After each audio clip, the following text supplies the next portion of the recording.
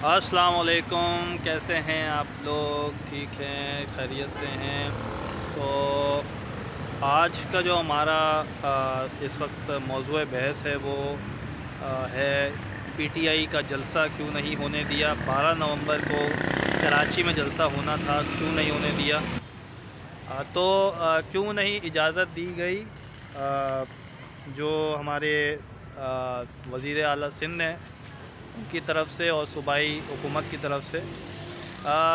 Constitution 1973 में ये वाज़े तौर पे मेंशन है कि सबको पूरा हक़ है और पूरी इजाज़त है कि वो एहतजाज भी कर सकते हैं, पूरा अमन एहतजाज, किसी का नुकसान ना हो, और वो जो है जलसा भी कर सकते हैं।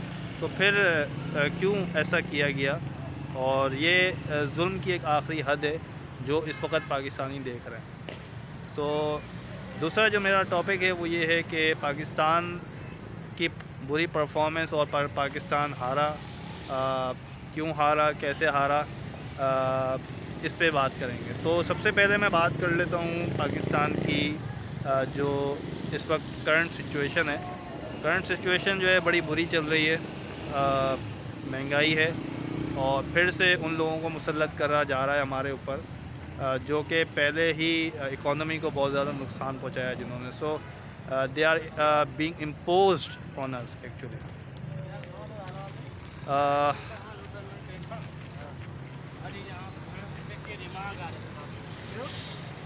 तो ये क्यों हो रहा है मेरी समझ से बाहर है। और सबसे पहले हम बात कर लेते हैं पाकिस्तानी टीम और क्रिकेट वर्ल्ड कप 2023 जो कि एक मेगा इवेंट चल रहा है भारत के अंदर, जिसको हम इंग्लिश में इंडिया कहते हैं। और हिंदुस्तान की उस ज़मीन पे जो वर्ल्ड कप चल रहा है, माशाल्लाह इंडिया तो बड़े ज़बरदस्त खेल रही है। मैं तो इंडियन क्रिकेट टीम का फ़ैन हो गया हूँ। मेहनत करते हैं लड़के और टैलेंट है। तो आज हम इसी पे बात करेंगे, Pakistani politics, Pakistani film industry और पाकिस्तानी स्पोर्ट्स। तो ये जो तीन चीज़ें हैं इनको क्यों बर्बाद कर दिया गया है और इसके पीछे क्या रीज़न है। तो मेरे साथ बने रहिएगा।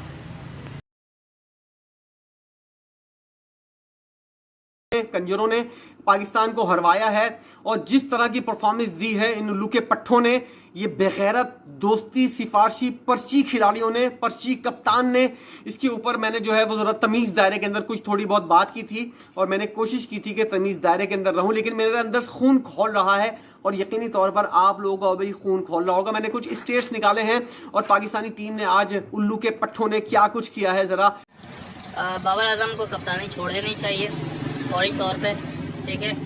और बुरी तरीके से हम जलील हो गए। ये पाकिस्तानी टीम नहीं थी बल्कि ये एक गली मोहल्ले की एक आम सी टीम थी जो कि बेसिकली ये बता रही थी कि हम गली मोहल्ले की आम सी टीम है। आपने बांग्लादेश को अगर हरा दिया तो फ़खर जमान की वजह से अगेन बाबर आजम तो फिर भी ना चल सका, ठीक है। और इफ्तिखार चाचा क्या कर रहे हैं? कुछ नहीं कर रहे, वो लपाड़ू हैं, वो लग गया तो ठीक है, नहीं लगा ये कोई तरीका नहीं है भाई। प्रॉपर शॉट्स खेले जाते हैं प्रॉपर तरीके से। Cricket is a game of mind and entertainment, यानी पहले आप माइंड का इस्तेमाल करके जो है गेम अच्छी खेलते हैं, देन जब आपके टीम जो है वो जीतने की पोजीशन में आती है तो आप इंजॉय करते हैं। तो यहाँ पे ना तो हम गेम अच्छी खेल रहे हैं ना इंजॉय कर रहे हैं, ठीक है। और इस पाकिस्तानी टीम के अंदर सब अपने मुफाद के लिए खेल रहे हैं। इमाम उल-हक है या बाबर आजम है या और कोई प्लेयर है, शादाब वगैरह, सब अपने मुफाद के लिए खेल रहे हैं। कोई टीम का आपस में आप ये देखेंगे, कोई टीम का आपस में जो है वो नज़र ही नहीं आया कि एक यूनिटी होती है, वो नज़र ही नहीं आई। तो सेमीफाइनल तो आप छोड़ दोगे अगर आप खेलोगे, ठीक है ना।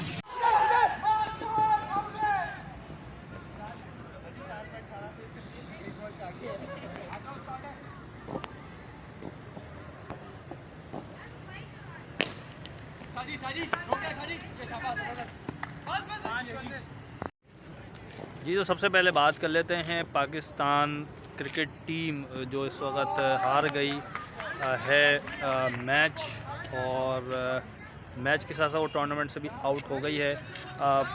पाकिस्तान हारी अफ़गानिस्तान से, पाकिस्तान बुरी तरह हारी ऑस्ट्रेलिया से, पाकिस्तान गंदी तरीके से हारी इंडिया से और पाकिस्तान हार गई। आपको पता है लास्ट मैच किससे हुआ है? इंग्लैंड से। वो टीम जो सबसे हार रही थी उससे हार गई पाकिस्तान। तो अब मैं थोड़ी सीरियस होकर बात करता हूँ। सब बातें कर रहे हैं, सब के रिव्यूज़ आ रहे हैं यूट्यूब के ऊपर, फेसबुक के ऊपर, सोशल मीडिया के ऊपर। इसके अलावा जो है आपका लब करे जो आपका वो है, जो आपका प्रिंट मीडिया है यानी अखबार या और जो आपका मेन जो इलेक्ट्रॉनिक मीडिया है, खैर उस पर भी मैं आऊँगा कि इलेक्ट्रॉनिक मीडिया पे इसको पॉजिटिव करने की कोशिश की जा रही है। सबसे पहले तो देखें, ये जो शोबा है स्पोर्ट्स का, इसमें चलता है प्योर टैलेंट, और टैलेंट हमें मिलता है डोमेस्टिक क्रिकेट से। डोमेस्टिक का मतलब होता है ज़मीनी सतह, लोकल लेवल पर। तो लोकल लेवल पे तो टैलेंट भरा पड़ा है, जिस तरह इंडिया में भरा पड़ा है उसी तरह पाकिस्तान में भी है। सिर्फ मसला ये है कि इंडिया में जो है टैलेंट को लिया जाता है, उसको अहमियत दी जाती है, लेकिन अनफॉर्चुनेटली पिछले 10 साल से अगर हम देखें तो पाकिस्तान में जो है वो इस चीज़ को नहीं इम्पोर्टेंस दी जा रही। अब हो क्या रहा है कि पाकिस्तान जो है उसके अंदर एक लाहौर है और एक पीसीबी है। इनके नज़र में सिर्फ वही क्रिकेट है, वही इदारा है और वही वर्ल्ड कप है और वही टीम है। और बाबर आज़म टीम बनाएंगे, इंज़माम उल हक टीम बनाएंगे, बाकी सब जो है वो घर में बैठ के चाय पियेंगे। ठीक है, ऐसा ही है ना, ऐसा ही है। आपने देखा बाबर आज़म लड़ पड़े ज़क्का अशरफ से एशिया कप के बाद, जब वर्ल्ड कप में जाने वाले थे इंडिया में। तो क्यों लड़ पड़े कि जी उनको ये टीम लेके जानी थी, और ये ऐसी टीम लेके गए कि जिसने इमरान ख़ान के बाद सरफराज अहमद के बाद अब जो कप्तानी है बाबर आज़म की वो भी गिरा दी। तो अब बाबर आज़म की बैटिंग का मैं पर्सनली फ़ैन हूँ। बाबर आज़म को अपनी फॉर्म में आना चाहिए, जो उसकी बैटिंग है उसमें आना चाहिए, क्योंकि वो वाइट बॉल टूर्नामेंट उसको 5 मिल चुके हैं, जिसमें वो बुरी तरीके से उसने परफॉर्म किया है। और सिर्फ कप्तानी के प्रेशर के चक्कर में, कप्तानी के जवाबात देने के चक्कर में वो अपनी असल क्रिकेट से रह गया है। ठीक है, तो एज अ प्लेयर वो खेले, वो उतनी ही अहमियत पे अपने आप को रखे, कप्तान ना बने तो ज़्यादा बेहतर है। तो बात कर लेते हैं बाबर आज़म की। तो उसने टोटली यार दोस्ती में खिलाया पाकिस्तानी प्लेयर्स को, और कोई जगह नहीं थी इमाम उल हक की, कोई जगह नहीं थी नवाज़ की, और उन टैलेंट को जो है पीछे रखा गया, उनको बिठा के रखा गया। ले गए थे साथ 18 रुकनी स्क्वाड के अंदर, लेकिन बिठा के रखा, जैसे कि वसीम जूनियर, जैसे कि सलमान अली आगा, जैसे कि आपके उसामा मीर। ठीक है, तो इन प्लेयर्स को जो है बिठा के रखा गया, और जब शुरू के 3-4 मैचेस हारे तो फिर उनको जो है खिलाना पड़ा, मतलब वो मजबूरी का सौदा था। तो मेरे ख़्याल से ये बहुत बड़ी ज़्यादती है पाकिस्तान के साथ कि सिर्फ़ एक लाहौर के अंदर पीसीबी को सिर्फ़ पाकिस्तान क्रिकेट टीम और पाकिस्तान क्रिकेट का इदारा बना दिया जाए। बाकी सिंध किधर गया, कराची किधर गया, बलूचिस्तान किधर गया, KPK किधर गया, कश्मीर किधर गया, इसके अलावा कश्मीर और जो आपके KPK के दरमियान जो दीगर इलाके जात है वो किधर गए। मैं पंजाबियों के ख़िलाफ़ नहीं हूँ, मैं पंजाबी लॉबी के ख़िलाफ़ हूँ। पंजाबी लॉबी ने ना सिर्फ बर्बाद किया है पाकिस्तानी क्रिकेट स्पोर्ट्स को, मतलब पाकिस्तानी क्रिकेट स्पोर्ट्स क्या, पाकिस्तानी हर स्पोर्ट्स को। और हॉकी में हम पीछे चल रहे हैं इस वक्त, हम लोग जो है फ़ुटबॉल में पीछे हैं, इंडिया फ़ुटबॉल में आगे जा रहा है। ठीक है, तो ये पंजाबी लॉबी ने सारा बेड़ा गर्क किया हुआ है। और देखो मैं किसी के ख़िलाफ़ नहीं हूँ, मैं सबको एक ही बराबरी के दर्जे पे रखता हूँ, लेकिन जो चीज़ गलत है वो गलत है। ठीक है, तो ये इंतहाई गैर मुनसिफाना अमल है, गैर नाजायज़ तरीका है कि आप जो है सिर्फ उन लोगों को खिलाएं जो किसी के कहने पे आएँ या किसी की सिफारिश लेके आएँ।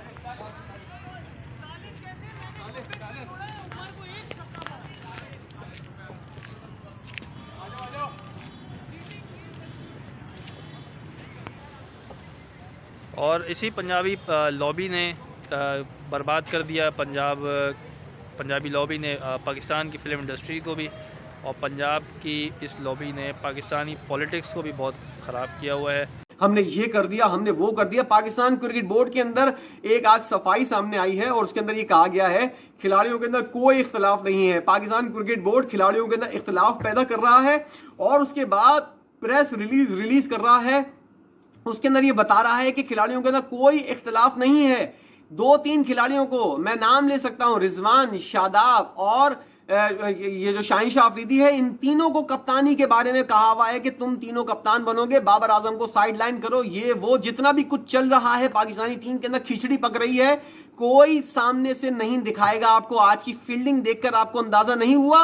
अभी तक आप लोगों को अंदाजा नहीं हुआ कि पाकिस्तान की क्रिकेट के अंदर क्या चल रहा है? जरा जाओ, हाइलाइट्स लगाओ और देखो कि पाकिस्तान के अंदर खिलाड़ी जो हैं वो किस तरह मुल्क को बेच रहे हैं, कप्तान के खिलाफ जा रहे हैं।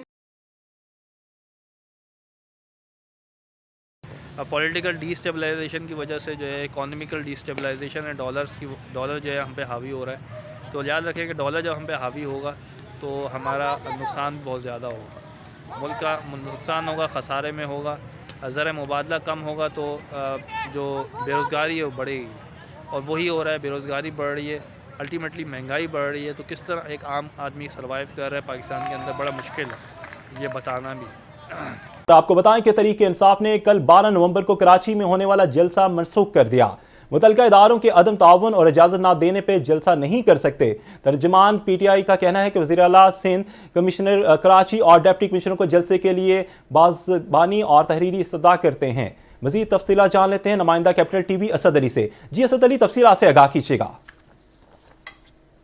PTI ने 12 नवंबर को कराची में एक जलसे का ऐलान किया था और उसके बाद जो है बाकायदा मुतल्लिका इदारों में जो है इजाजतनामे के लिए जो है दरख्वास्त भी दी गई थी, लेकिन तर्जुमान की जानिब से आज एक ऐलान जारी किया गया जिसमें कहा गया है कि जो PTI की जानिब से ऐलान किया गया था उसको मनसूख कर रहे हैं जलसे को, क्योंकि जो मुतल्लिका इदारे हैं उनकी जानिब से जो दरख्वास्त है वो नहीं ली। जब 4 लाख मांगा था ना डॉक्टरों ने, इमरान खान क्या चीज है, ये काश इस कौम को पता लगे कि इमरान खान चीज क्या है। मैं बड़े दिनों से आपको देखता था, मैं YouTube पे, मेरी ख्वाहिश थी कि कभी आपसे मुलाकात हो जाए। आपको पता है 10 लाख हेल्थ इंश्योरेंस क्या है? आओ मैं आपको अपने घर लेके जाता हूँ, अपनी माँ दिखाता हूँ।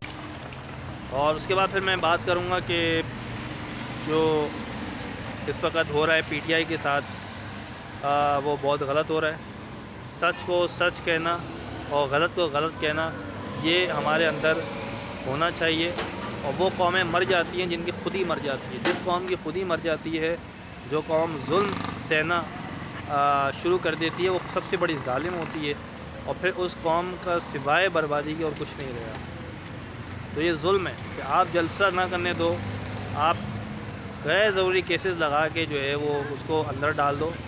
जब नवाज शरीफ को पकड़ के अंदर डाला था, जबकि वो तो असली का मुजरिम है, वो तो वाकई में मुजरिम है, ठीक है, वो कौम का मुजरिम है, उसको जब अंदर डाला था तो मुझे आप ये बताएं कि क्या उस वक्त जलसे नहीं हो रहे थे?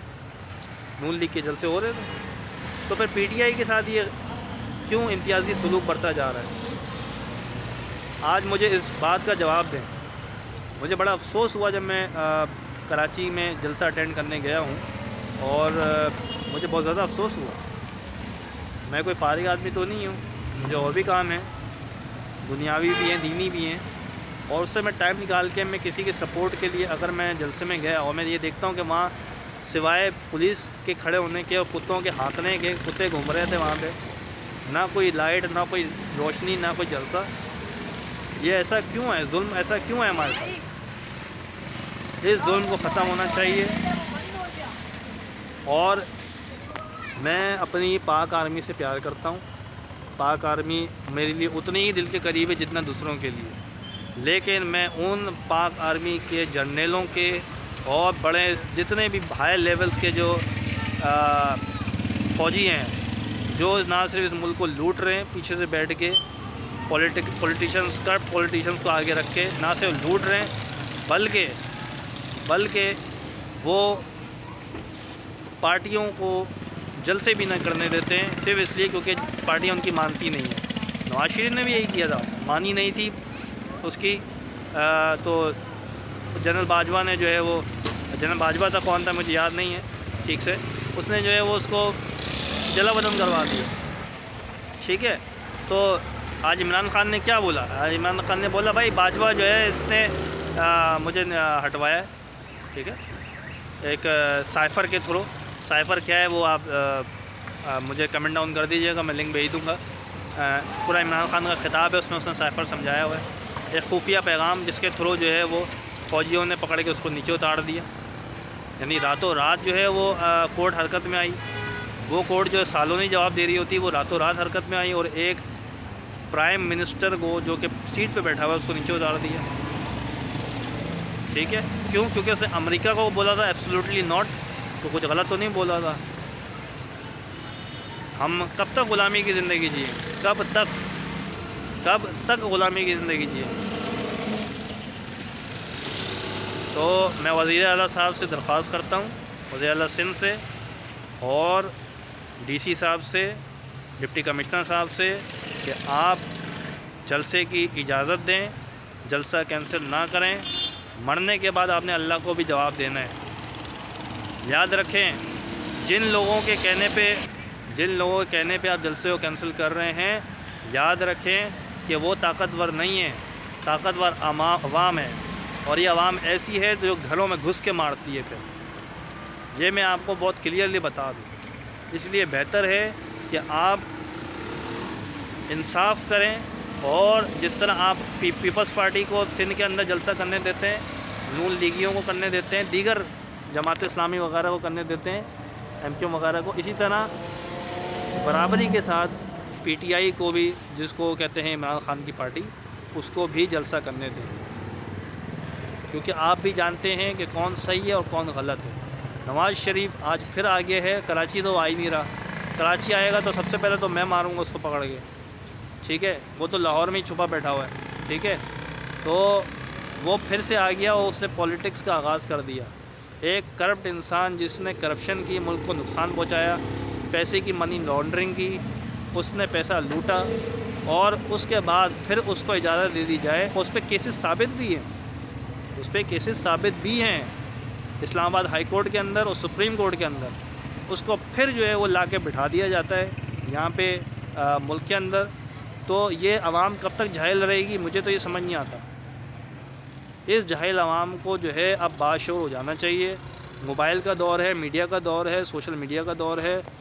अब तो यहाँ पे लोगों को मशहूर होने में भी ज़्यादा वक्त नहीं लगता।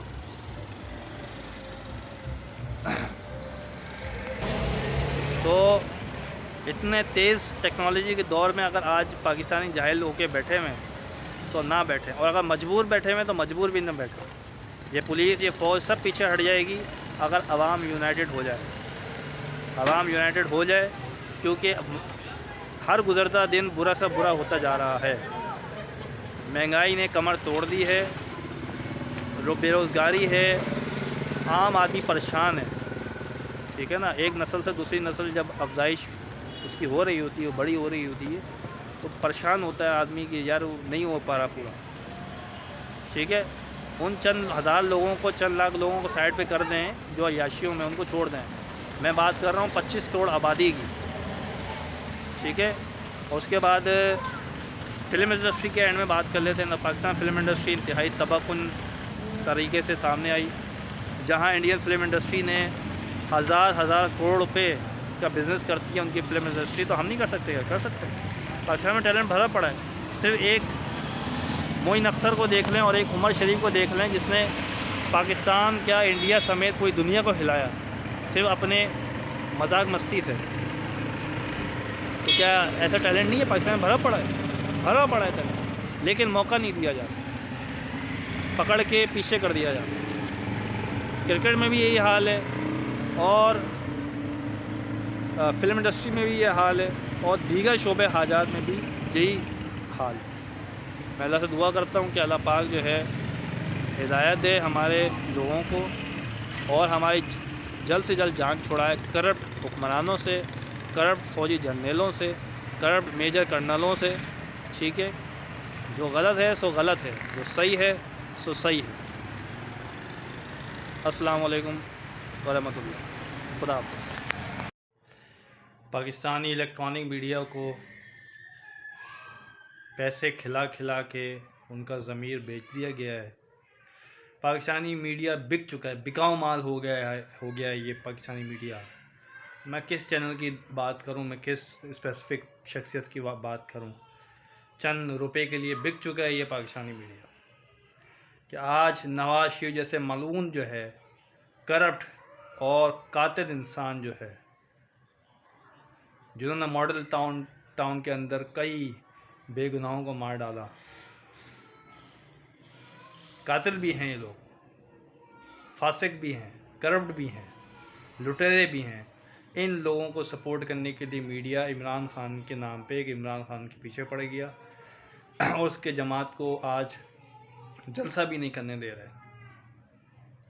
बिक चुका है ये मीडिया। और मीडिया के अंदर अभी भी बहुत से ऐसे हैं जिनका ज़मीर ज़िंदा है और वो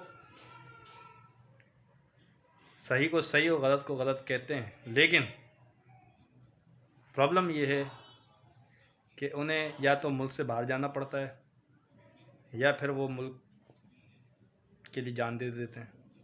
यानी यहाँ पे अब जाने लेने पे आ गए। तो डर उस वक्त से कि इसराइल जैसा कोई और हम पे आना हावी हो जाए, उस वक्त से डरो। लेकिन ये मीडिया ज़्यादा दिन तुम्हारे कंट्रोल में नहीं रहेगा। तुम शहबाज शरीफ, नवाज शरीफ तुम सुन लो, जरदारी तुम सुन लो, जनरल बाजवा साहब आप सुन लें, जितने भी जनरल कर्नल हैं वो सब सुन लें।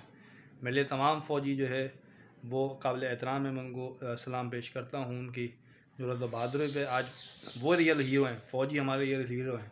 उनकी वजह से हम जिंदा हैं, हम खा पी रहे हैं, फल रहे हैं, फूल रहे हैं। लेकिन कुछ खाली भेड़ें, कुछ गंदी मछलियाँ फ़ौज के इदारे को बर्बाद करी हुई हैं और इन कुत्तों को, इन लुटेरों को सपोर्ट कर रही हैं।